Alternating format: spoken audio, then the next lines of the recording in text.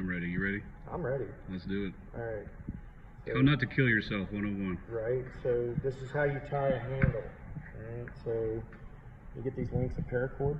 So it's pretty basic. Okay. Just flip that. See it? Okay. Good. Makes sense. Take that around. It feels like you should be like, and the box goes over the yeah, wall. I was gonna say. You know, kind of. So you just loop it, and it should come right through the edge. And so you start pulling. It should look like that. Okay. And I just take pliers because I'm tired of pulling on them, and set that knot. Put that right there. Okay. So we're gonna cut it, and then you want to melt it. So get it pretty hot. You'll see it start to peel back on itself, the outer and the inner. Mikey needs a manicure. Man, I have working hands. That's what that is. That's from camping all weekend.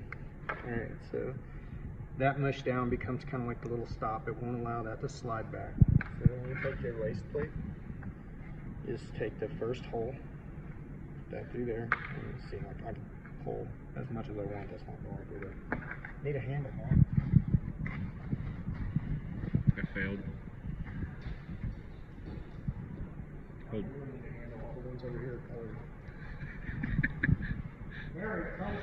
I'm not going to tell any stories. I don't have any stories to tell. The stories I could tell, you don't want to hear. They probably can't record it. It's not good. All right, so you take your handle. And they're the same on both sides, but if you see that little rocked angle on the back, what we're trying to do is tie that up tight enough that it'll kind of naturally hold itself at the right angle. So it's kind of going to be like that. You just loop this. Go under first, and then just bring it around there. There's one. Twice. And on the second go around, you just bring it back through the hole beside it. And you can leave this pretty loose right this second, doesn't matter. But it should look a lot like that. Okay, and then when you start tugging that up, kind of walk the slack out of it there. It should start to pull pretty tight like that. So you'll have kind of that thing right there. Okay. So then skip a hole, come through that, back through. Got it. Okay. And all that's doing is once you get the tension on this side pulled up and you feed it through here, it'll keep the tension on that so that you can go tie the other side. So that comes through here, same thing, just in reverse order. Come through the middle, around, and then one more time. Push that back through there. And you'll see it's kind of holding itself at the right angle. So across the back, you just skip this one, come to this one, push that through there, like that, and then you just make a loop, tie that like that, and when you pull this way and then that way, and just rock it back, and it'll lock itself down. So you should have that.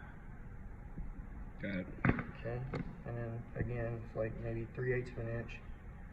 Cut that off. Scissors are way better than side cutters, but I'm working with what you gave me. So then heat that up. Talking about my dirty finger. I have to dig out a lot, and I don't always have much of them. So mush it. It's a technical term. So it should be like that.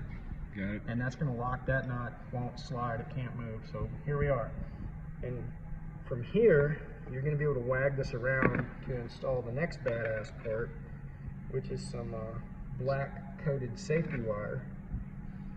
Push this back till you can get to the bottom of that hole. Slip that through there. Push it through the middle. It's going to open up that hole.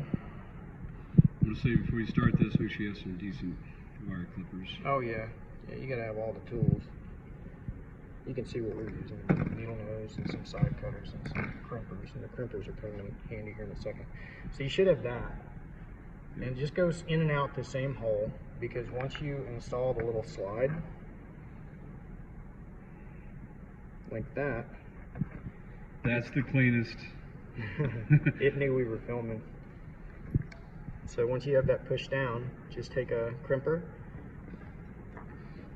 and crimp that little tool. And that's going to lock that so that if the paracord does wear, I mean, it's paracord, right? It can be outside, but we don't know where you live. In Colorado, we're betting probably once a year. We're Yeah. gonna break them loose and retie them, and that's a perfect time for you guys to change colors. Yeah, whatever you want. we recommend that you replace the paracord once a year.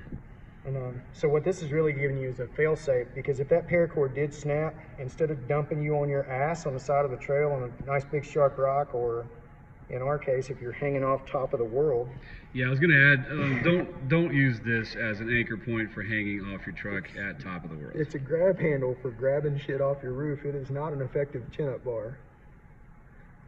So, I will say that it's considerably stronger than everybody else's grab handle. Oh, they don't have them. All right, so same thing on this side. And if it flays on you like this, like if it wants to come apart, that's going to be pretty hard to get the little thing. So just trim it again. Just grab it and give it a little cut. Makes it easier to get this. This should not be hard to get on.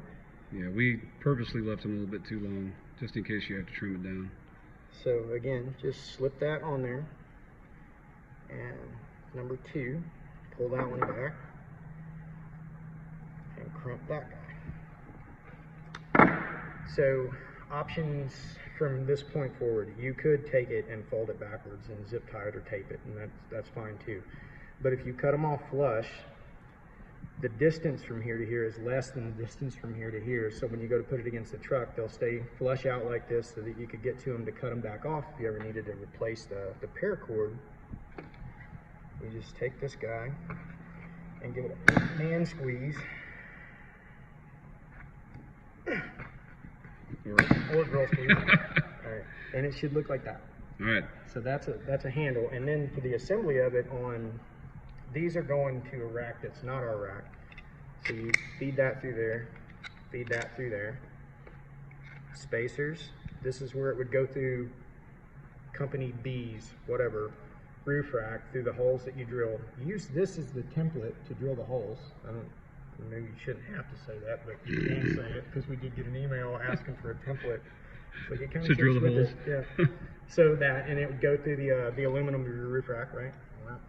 And then washer and lock washer.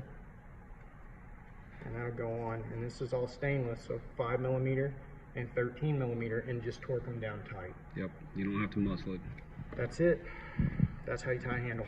All right, we're out.